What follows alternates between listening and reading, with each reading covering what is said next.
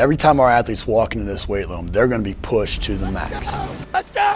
Let's go! The barbell hasn't changed in over 100 years. I can take a 25-pound plate and we'll go out on the turf and I'll have you hating life. We talk about straining your gut, pushing past that comfort level. I want a lot of energy. What better breeding ground is there for being a success in life than the weight room? Hey guys, welcome back to Iron Game Chalk Talk. I'm your host, McKeefery, and this is episode number 230. I want to thank you guys for listening each week. Really appreciate those of you that like, share, and comment. It just helps me continue to highlight the great people in our industry doing phenomenal things. Also want to thank our sponsors, and specifically Intech for sponsoring this episode. I actually just told Sean that I just got done working out, and I used the functional trap bar for my single leg RFEs, and just a great tool, great company, great people. And so be sure to check them out. This week, I'm joined by Sean Greeley. He's the founder and CEO of Net Profit Explosion. I got a chance to get to know him a little bit a month or two ago, and just really impressed by his story, how he's overcome some adversity in his life, how he jumped and took a bet on himself, and it's paid off in a big way. But I think there's tons of things that we can pull out from his experiences for the strength coaches that are listening. So, Sean, I really appreciate you coming on the show, man. Yeah, I'm excited to be here. Thanks for having me. I mentioned that you've gone through some adversity. You're a professional athlete. You're a professional wakeboarder. You're a cancer survivor. You've gone through a handful of things. What led to your which experience, which aha moment, if you want to say that, led to your kind of entrepreneurial bug and leading you down the path that you're currently on? Well, I think the entrepreneurial bug comes from my family. So I grew up in an entrepreneurial family. My dad, I watched build a commercial real estate business up from nothing to a large company as a kid. Both my grandfathers served in the military. Did some things in business, and just growing up in that in that environment, I was never given the mindset of go work for someone else. I was given the mindset of you have a dream, go make it happen. And so, I have literally never worked for anybody outside of like high school and, some part-time jobs and, college. I did some coaching, so you mentioned wakeboarding. I competed in wakeboarding professionally for several years. I was on the U.S. team, competed in world championships, and I got a job. I would coach at the gymnastics club to also just help my training and get access to the equipment and a couple random things like that. But really, I've always worked for myself. I was an independent, became an independent coach, personal trainer, grew that to a multi-location fitness business. You mentioned I got diagnosed with cancer, stage 4 cancer. Sold my fitness businesses to focus on my health, regroup. And then out of that, I said, if I'm only going to have a year left, what do I want to do with my life? And I was, as I had a lot of friends that were coaches that had started small businesses, small fitness facilities, and they were struggling with all the challenges of small business ownership, of where do I find clients and what do I charge and how do I, ask for money and what do these financial reports mean and where do I go hire staff? And so I just started helping my friends solve those problems, and they got amazing results, just kind of sharing the lessons and systems and tools I had learned and developed myself through my own journey. And, that led to such fulfillment I got out of that. When I got a really clean bill of health, I just said, man, I love helping people solve problems and achieve their goals. And I love it even more on the business side than I did on the health side. I mean, it's really the same thing. It's helping people grow, but seeing just the impact that, that I could have on not just, one person's health and well-being, but when you help a business owner, you're helping themselves, their families, their employees, their community. And I just found that so fulfilling and rewarding. It's still just, I wake up with a fire and passion every day to go serve and help where I can. And, that's been my life. NP is now just over 11 years old. And, last 11 years, we've gone from a startup to a global company. We've won, multiple national and international awards. We've been 8 times in the Inc. 500, 5,000 lists. We've got an office in Orlando, London, Sydney. I got a team of close to 50 people that have served over 36,000 fitness business owners in the last 11 years. So, it's entrepreneurialism is in my blood. Helping people solve problems and achieve goals is in my blood. And just serving where I can. This is what I'm passionate about. I wake up and do it every day. And I love it. Yeah, I think it's so awesome. There's so much to pull out there that I want to get into. But I often talk about on this show with strength coaches that, being an entrepreneur doesn't necessarily mean finding these additional revenue streams. Although if you're smart, I think that's an important part of it because we live in such a volatile profession. But controlling your own destiny, I think that's something that every strength coach has conflicting parts about. I think the revenue streams, and I'm sure you've read, Robert Kiyosaki has the Rich Dad Poor Dad, but he also has a book called The Four Cash Flow Quadrants. And it talks about going from an employee to a business owner to, employee, independent owner or something, and business owner, and then investor. And trying to work through that aggressive to passive, revenue producing deal. But I think a part of that also is the entrepreneurial part of thinking outside the box and pulling inspiration from other disciplines. And I think that's what guys like yourself, I think the strength coaches that do it really, really well, I think that's what they do on a daily basis. And then that natural progression from, focusing on the athlete, but then coaching the coaches next, I think is a big step as well. But that's awesome. And well, before we jump into all that, you don't build a business that's been on the Inc. 500, 3 times in a row without making some mistakes. What's one of the biggest mistakes you made and kind of how you learned from it? Yeah, well, eight times on the road, just times. 8 times Inc. 500, 5,000. So wow, we've been a long run. And yeah, mistakes. Yeah, I made a lot. That's how you learn. If you're not making mistakes, you're not trying hard enough, in my opinion. Great. So I think fail fast, and it does get messy along the way, and you can't be scared of that. You got to dig into the problem, and fall in love with the problem. I think that's the most important thing: is fall in love with the problem and solving the problem. If you do that, then you're gonna enjoy your work every day. I think mistakes are, I'm not going to call them mistakes as much as challenges. There's a lot of challenges that you face in building a company from, startup to international company with 3 offices and 50 employees. It's not a perfect run.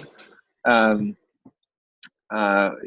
think there's at every stage of growth, there are new challenges to overcome. And, when you solve those, you go to the next level. And then all of a sudden there's new challenges to overcome.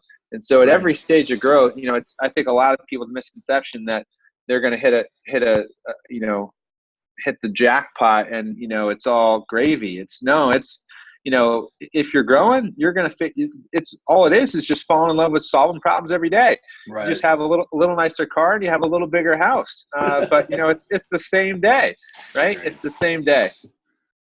I agree with you 100%. And that's, whether or not I was making, pretty good money at Tennessee or just starting off at South Florida, it was the same deal.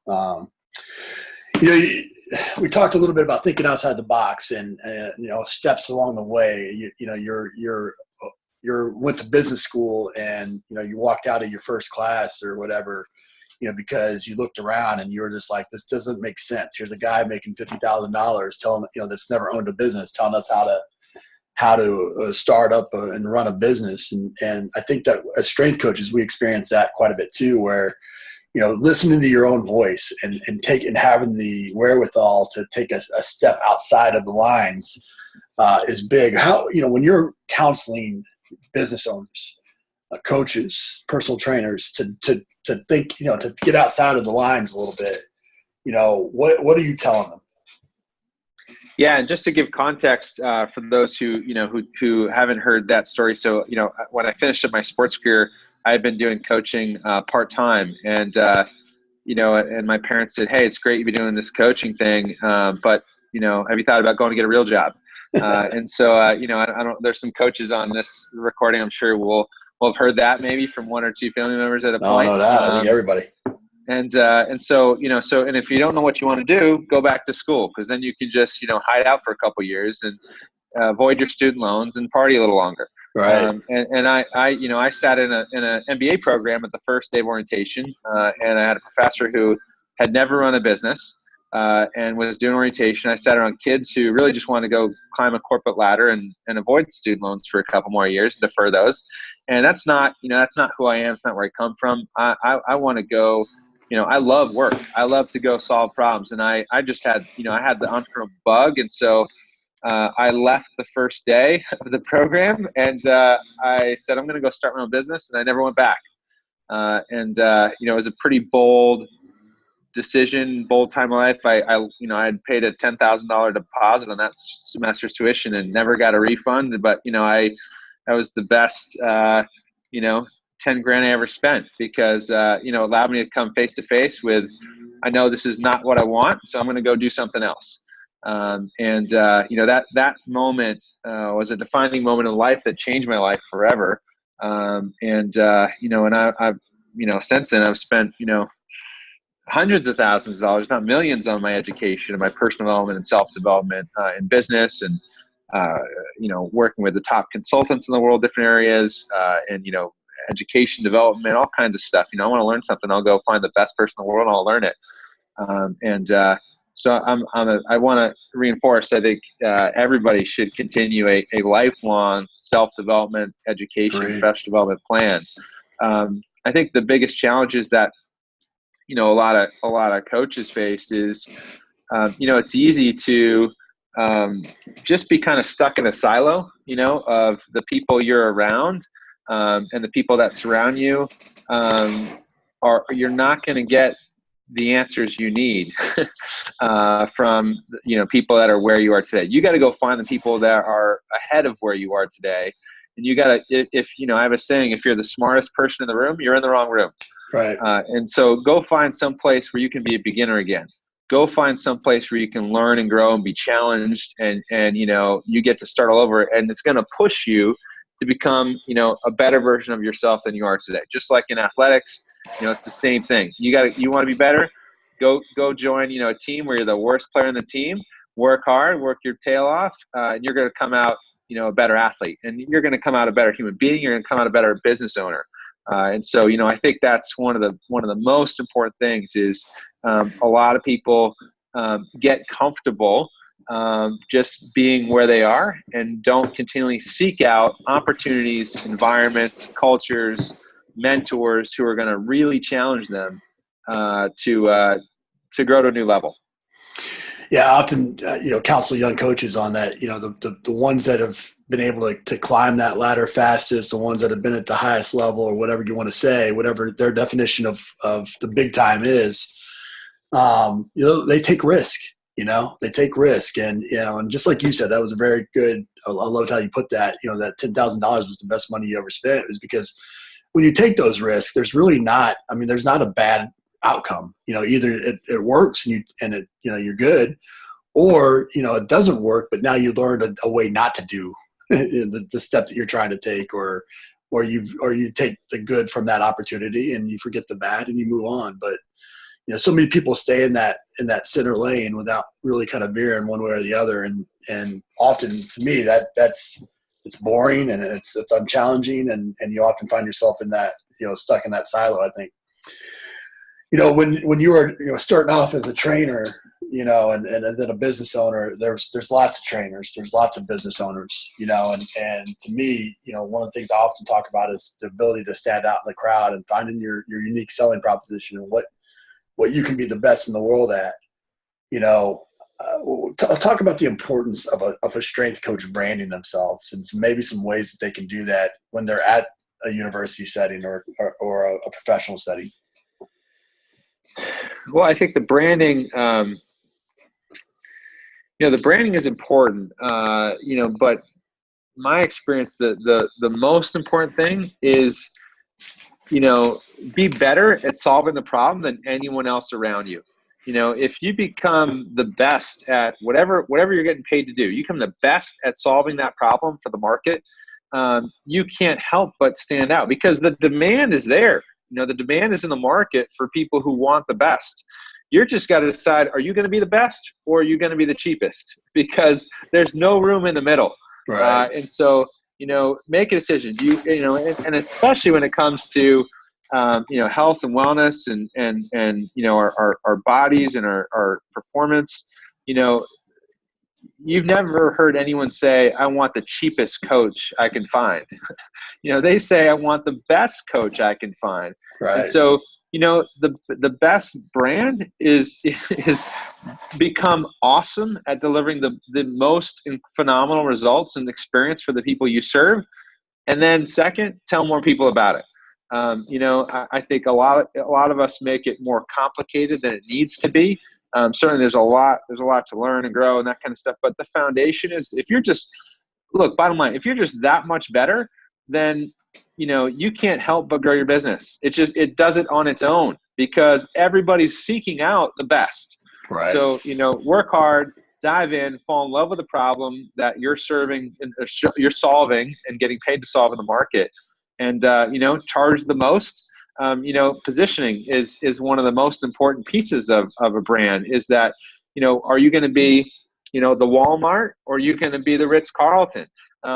Which do you want to be?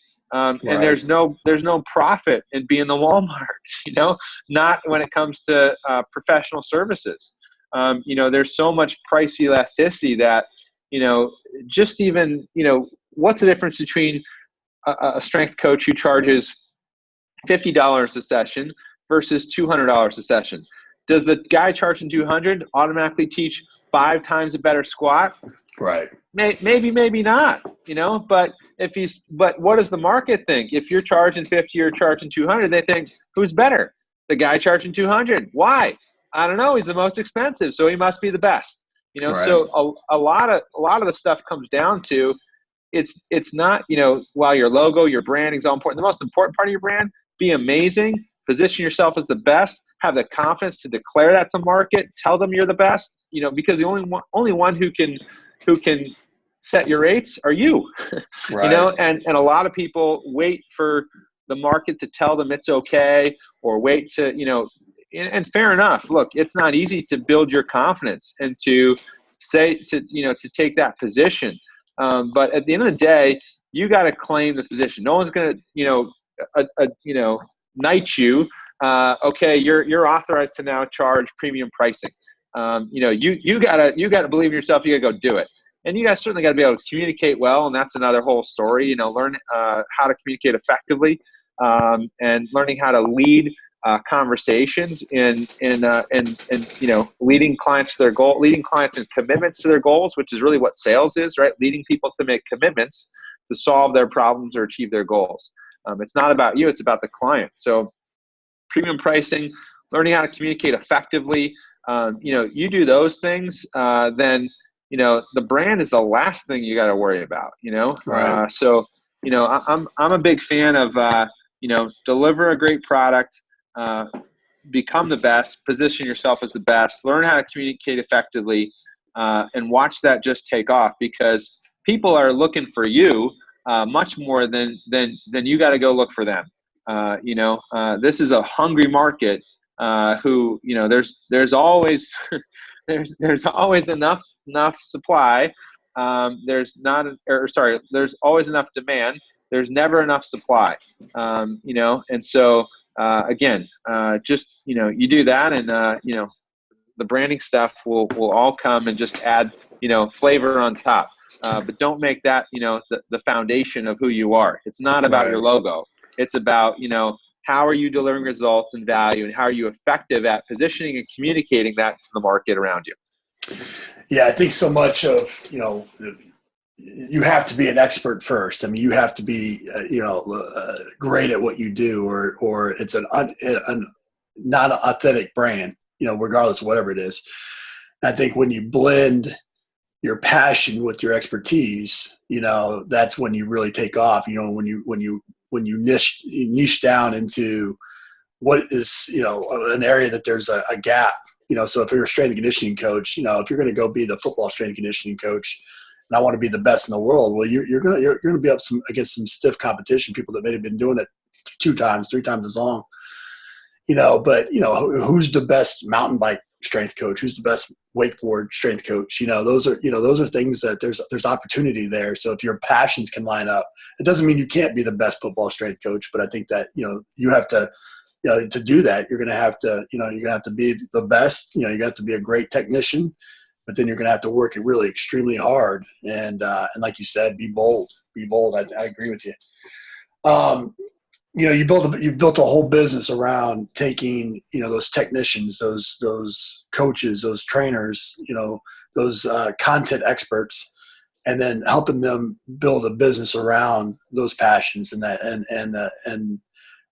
skill set. For these strength coaches that are listening, I mean, the one thing that I always have a challenge with our profession is if they get out, they go and they open up a gym and then they fail because they don't understand the business side of, when you go become a gym owner, you're gonna be the janitor, you're gonna be the marketer, you're gonna be the HR department, you're gonna be all those things. What advice for the strength coaches that are listening do you have for that young coach or that coach that's hey, I'm ready to try something different, maybe go out on my own? What are the first steps that you would recommend?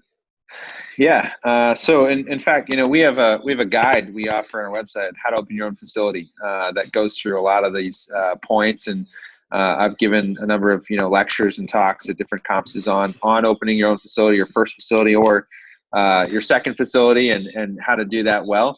I think that the most important component is, that I see where I see people fail is they go in with 3 or 4 things right, and they're missing, 5. And we like to talk about really 9 components of a fitness business plan. And you got to have a plan. It's and when you are missing a few major components of a plan, then you get surprised, and you get really challenged. And unless you're able to hustle and pivot like crazy, that's why people go out of business. And so, I think to take time to really get educated, to have a good plan, to find some mentors and people that can support you and advise you on things that you may not see or not know, and have been through this a few times, I think is really important.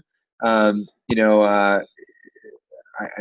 there's just, it's a transition, right? So I can remember we had a top strength coach in the country who was in the NFL. I won't name the program here, but one of the programs, and was tired of moving around town to town, his family, and wanted to kind of create a home base and open a facility to support himself and his family and not have to move in another year. And so he worked hard.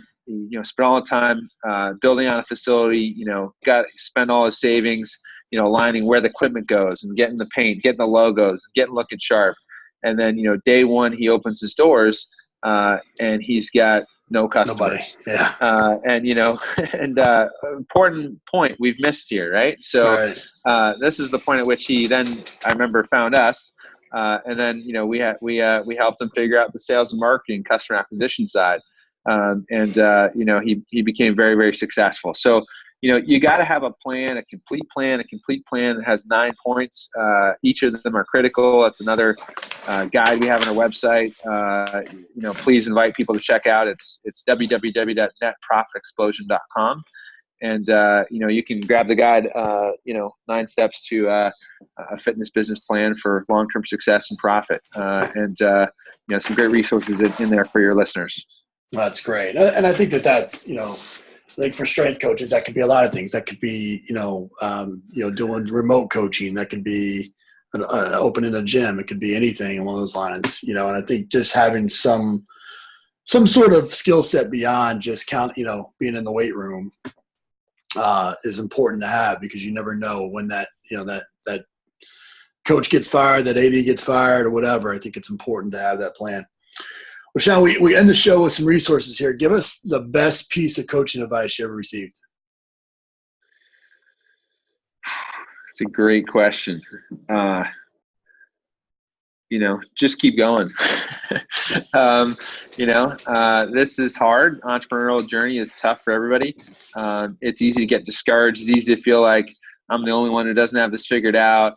this is so hard, I should give up, and the truth is, experience, is, I think they say good judgment comes from experience. Experience comes from mistakes. And so you're going to make a lot of mistakes along the way. It's not how many times you get knocked down. It's how many times you get back up. Keep learning, keep growing, keep surrounding yourself with people who can support you, support your dream. Find a place where you can be the dumbest person in the room, and people are going to challenge you, make you better. And there is no problem you're going to face that there's not a solution for out there. That's come from somebody who over the last 11 years worked with 36,000 fitness business owners in 96 countries. So I'm going to tell you, whatever you're facing, there's an answer to that problem. Don't give up and keep going. That's awesome. Give us and we'll make sure to link up all your information, but give us a book, app, and website recommendation. So many books that I love. It just depends on the month or what we're talking about, subject matter. I think for coaches here, there's a few books. One of the most important, I think, is a great book. I'm sure you've referenced it, Mindset. I think mindset is so critical, especially when you're challenging yourself to grow. You've got to have, I'd say 80% of the work my company does in helping entrepreneurs and business owners grow their business and grow to the next level. It's not about the technical skills. It's about their mindset in their head and their heart and aligning to go make it happen. Yeah. And that takes a lot of commitment to personal development at every step of the way and keep going. So, it's good. I can't say enough good things about that.